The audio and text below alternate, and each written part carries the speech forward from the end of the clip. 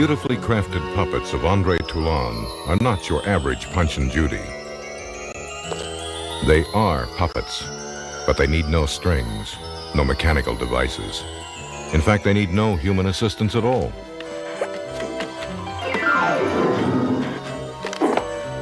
Here in the workshop of their creator, they are gentle companions.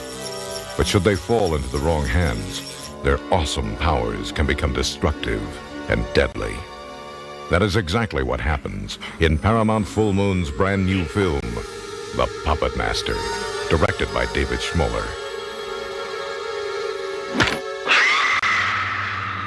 Classically, there are two scares.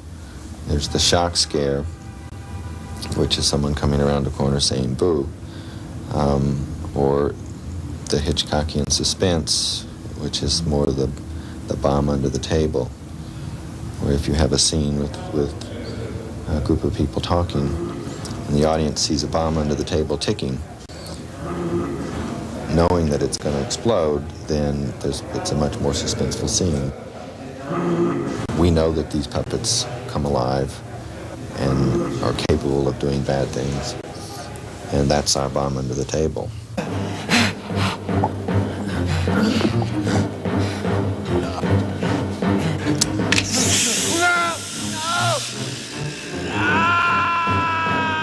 The challenge of making the puppets come alive went to David Allen, who created the illusion of life with the special effects wizardry that earned him an Academy Award nomination for his work on young Sherlock Holmes.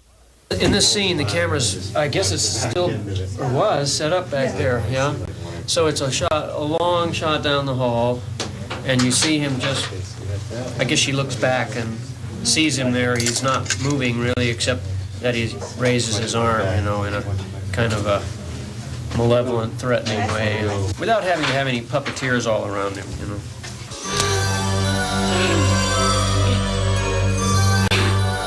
For this scene, David Allen went back to his studio and used a complicated blend of stop-motion animation techniques to give the impression of genuine movement.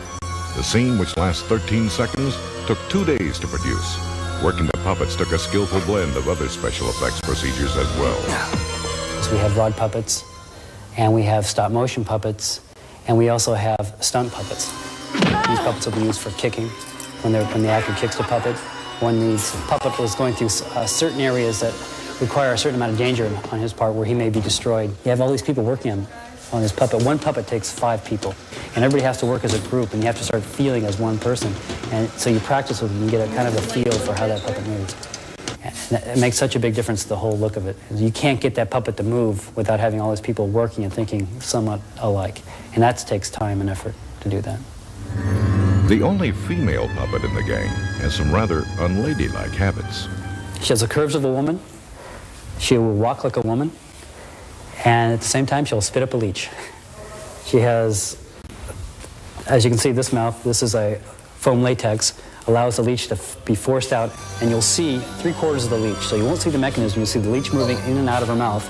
And then by using the camera to a cut, you'll see her withdrawing her head from the body of the poor victim, and you'll see the rest of the leech pop out of her mouth. One of the more vicious puppets is the burly Pinhead. Despite his nasty personality, his operator became quite attached to him. I work with a puppet here called Pinhead, which I work the arms. It's real hard because the person that is developing this character has to not be shown. And that's hard because what happens, like a situation today working on the film, I'm hitting an actress and I can't be shown, so I have to make sure I have the right form and everything exactly where it should be hit, you know, on her face, and that's pretty hard when you can't just look and say, wham! You know, I have to go like this and, all right, Cindy, shoot!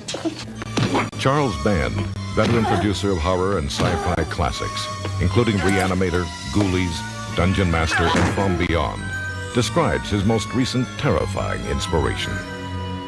I think there's something inherently scary with little, I guess, normally inanimate objects coming to life and racing around at a breakneck speed and doing maniacal things, especially if they're relentless. And they really do look quite believable. I don't think there's anybody better today than Dave Allen at doing what he does. He's a real magician, and You know, it's one thing conceiving a puppet like Pinhead. You know, give me a big kind of big-handed, big-chested puppet with a tiny little pinhead. And it's another thing creating that puppet and making it really look mean and real, too, that it's not a joke, because you have to believe these things in their own way do come to life. While the puppets may be small, they create a tremendous amount of carnage. Special effects makeup man Patrick Simmons made full use of his talents. She hears a noise in the room and goes to investigate because he's tied up on the bed. And underneath the bed emerges Tunneler, the Chrome Dome character, who tunnels his way into her mouth and turns it into a hamburger. The star of the film, acclaimed actor Paul Le Mat, plays a Yale professor who is pitted against supernatural forces in a life and death struggle for control over the puppets. I think it's a good film, a good type of film. This story, there's some intelligence behind it. There's some mystery behind it that's revealed that I think is interesting. And there's some characters that are more than just one-dimensional. And I think that the violence, which is my least favorite part, but which is necessary, I think that will be frightening because it comes out of this madness of the character who is telling the puppets what to do. There is something singularly horrifying about the idea of innocent playthings coming to life as evil monsters. We have all felt that eternal fear of something small and deadly under our bed. And the truth of the matter is, no one really knows what dolls and puppets do when the lights go out.